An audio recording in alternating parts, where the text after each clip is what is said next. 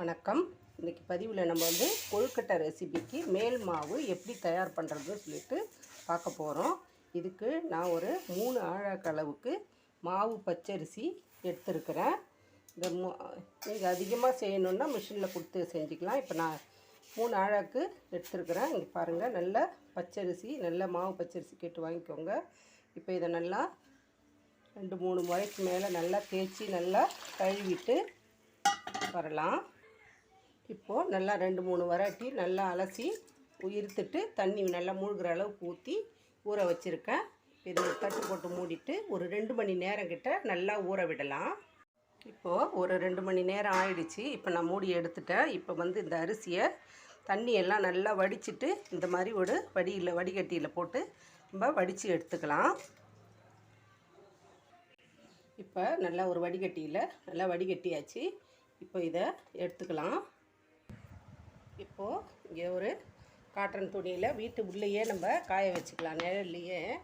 இப்போ இதை நல்லா அலசி நல்லா கழுவியாச்சு, நல்லா ஊற வச்சாச்சு.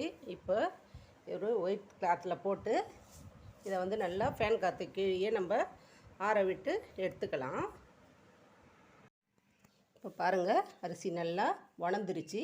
இப்படி போட்டோன்னா நம்ம கையில் தான் அரிசி ஒட்டும், ஆனால் தண்ணி இருக்கக்கூடாது. இந்த அளவுக்கு காஞ்ச பிறகு இப்போ இதை எடுத்து நம்ம பவுலில் சேர்த்துக்கலாம். இப்போது அரிசியை நல்லா எடுத்துகிட்டு வந்தாச்சு. இப்போ இதை நம்ம ஒரு மிக்ஸி ஜாரில் சேர்த்து நல்லா ஃபைனாக நல்லா அரைச்சிக்கலாம். நல்லா நைஸாக எந்த அளவுக்கு முடியுமோ அந்த அளவுக்கு நைஸாக அரைச்சிக்கலாம். இப்போ பாருங்கள், இந்த அளவு நான் அரைச்சி வச்சுருக்கேன். இப்போ இந்த மாதிரி சல்லடை வந்து நைஸ் கண்ணில் ஜல்லடை எடுத்துக்கோங்க. மாவு சலிக்கிற சல்லடை, ரவை சலிக்கிறது கிடையாது, ரொம்ப நைஸாக வரணும். இப்போ இதை நம்ம சலித்து எடுத்துக்கலாம். மாவு நம்ம ஈரம் இருக்கிறதுனால நம்ம தேய்ச்சி விட்டு தான் நம்ம சலித்து எடுக்கணும். இங்கே பாருங்கள், இந்த அளவுக்கு மாவு நல்லா நைஸாக வரும். இதேமாதிரி எல்லாமே சலிச்சுட்டு பார்க்கலாம். இப்போது இது ஜலிச்சாச்சு. இதோட கப்பி இருக்குன்னு கொஞ்சம் இதையும் சேர்த்து அரைச்சி எல்லாத்தையும் மொத்தமாக சலித்து எடுத்துக்கலாம்.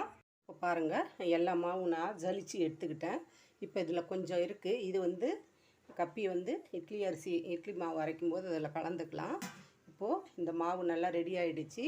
இந்த மாவு வந்து 2 விதமாக ஸ்டோர் பண்ணி வைக்கலாம். நம்ம ஒன்று ஆவியில் காமிச்சு எடுத்து வைக்கலாம், இன்னொன்று வந்து நம்ம லைட்டாக வறுத்து எடுத்து வச்சுக்கிட்டாலும் 6 மாதத்துலேருந்து 1 வருஷம் வரைக்கும் கெடாமல் இருக்கும். இன்றைக்கி நான் வந்து வறுத்து தான் எடுத்து வைக்க போகிறேன். இதுக்கு வந்து இப்போ நான் ஒரு பெரிய அகலமாக கடாயில் வச்சு தீ வந்து ரொம்ப சிம்மில் வச்சு மெல்லமாக தீயாமல் கொள்ளாமல் நம்ம வறுத்துக்கலாம்.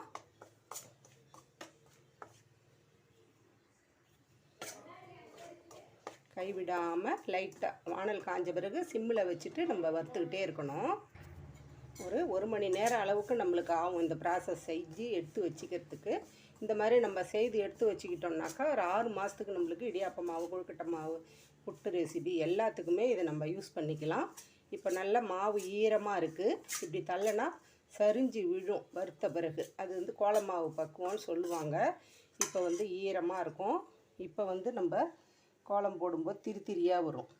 இப்போ இது வறுத்த பிறகு போட்டோம்னா நேராக நல்லா வரும். நம்மளுக்கு வறுக்கும்போதும் கோலம் போடும்போதும் தெரியும். அந்த மாதிரி நம்ம வந்து நல்லா ஈரமாவை சூடாக்கி நல்லா வந்து வறுத்து கொஞ்சம் அதில் கட்டிகள் இருக்கும், அதை மறுபடியும் நம்ம மிக்சியில் போட்டோ இல்லை சலிச்சோ எடுத்து வச்சுக்கிட்டு நம்மளுக்கு கொழுக்கட்டை மாவு ரெடி ஆகிடும்.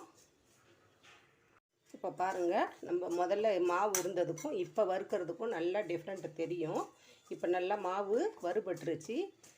நம்ம வந்து கிளறி கொடுத்துக்கிட்டே இருக்கணும். ஒரு 2 நிமிஷமாவது கண்டிப்பாக நம்ம கிளறி கொடுக்கணும். இப்போ மாவு எடுத்து இப்படி கோலம் போட்டோன்னா அழகாக வருது பாருங்கள். இந்த மாதிரி நம்மளுக்கு நைஸாக கோலம் இட வரணும். இதான் கோலம் மாவு பக்குவம்னு சொல்லுவாங்க. இப்போ ஸ்டவ்வை ஸ்லோவில் வச்சுட்டு இதை ஒரு பவுலில் கொட்டிக்கலாம். இதே மாதிரி எல்லாமே நம்ம கொஞ்சம் பொறுமையாக தான் வறுத்து எடுத்துக்கணும். பிகினர்ஸாக இருக்கிறவங்க கடையில் இருக்கிற கொழுக்கட்டை மாவே வாங்கி ரெடி பண்ணிக்கலாம். வீட்டில் ரெடி பண்ணணும்னு நினைக்கிறவங்க இந்த ப்ராசஸில் பண்ணிக்கோங்க. இதே போலவே எல்லா மாவையும் நம்ம வறுத்துட்டு அப்புறமா உங்களுக்கு காமிக்கிறேன். நான் பாருங்கள், இதை எல்லாத்தையுமே நான் வறுத்து எடுத்து வச்சுட்டேன். இப்போ இதை வந்து சலித்து நம்ம வந்து ஏர்டைட்டான பாக்ஸில் எடுத்து வச்சுக்கிட்டா நினச்ச நேரம் எப்போ வேணாலும் இடியாப்பம், புட்டு, குழா புட்டு, கொழுக்கட்டை இந்த மாதிரி எல்லாமே செய்யலாம். இப்போ இந்த மாவை நல்லா சலித்து எடுத்து ஏர்டைட்டான பாக்ஸில் எடுத்து வச்சுக்கலாம். நம்ம பாருங்கள், நல்லா சலித்து எடுத்து வச்சுட்டேன். ஏன்னா நம்ம வறுக்கும்போது சின்ன சின்ன சிறு சிறு கட்டிகள் மாதிரி இருக்கும். இப்போ நல்லா நைஸாக ஜலிச்சு எடுத்து வச்சுட்டேன். இப்போ இந்த பதிவு உங்களுக்கு யூஸ்ஃபுல்லாக இருக்கும்னு நினைக்கிறேன். பதிவு பிடிச்சிருந்துச்சுன்னா லைக் பண்ணுங்கள், ஷேர் பண்ணுங்கள். கதம்பம் 2.0 சப்ஸ்கிரைப் பண்ணுங்கள். பக்கத்தில் இருக்க பெல் ஐகானை அழுத்துங்க. வாழ்க வளமுடன், நாளும் நலமுடன்.